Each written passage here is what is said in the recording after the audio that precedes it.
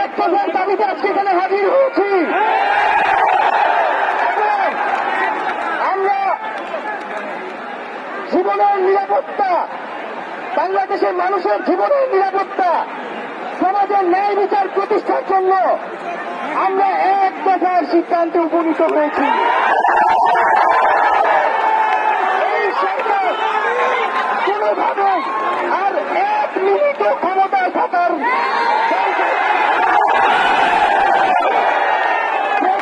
বলেছে গণভবনের দরজা খোলা আছে।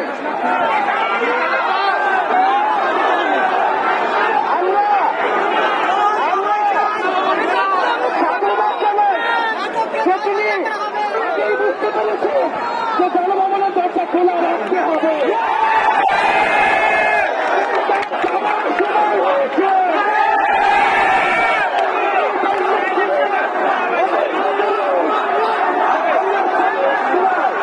আমরা আপনাকে উৎখাত করার জন্য আসবো।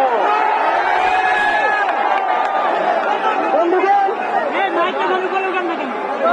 আমরা খুবই স্পষ্ট কথা, শুধু শেখ হাসিনাকে পদত্যাগ করলেই হবে না। এই যে খুন, লুটপাট, দুর্নীতি এই দেশে হয়েছে, তার বিচার হতে হবে। আমরা পদত্যাগ দিয়ে তাকে কোনো এক্সিট রুট দিতে চাই না।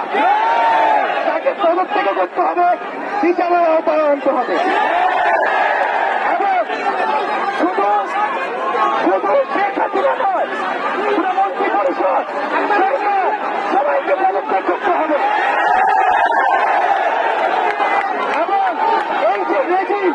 এই যে জাতীয়তাবাদী শাসন ব্যবস্থা, এটাকে বিরোধ করতে হবে।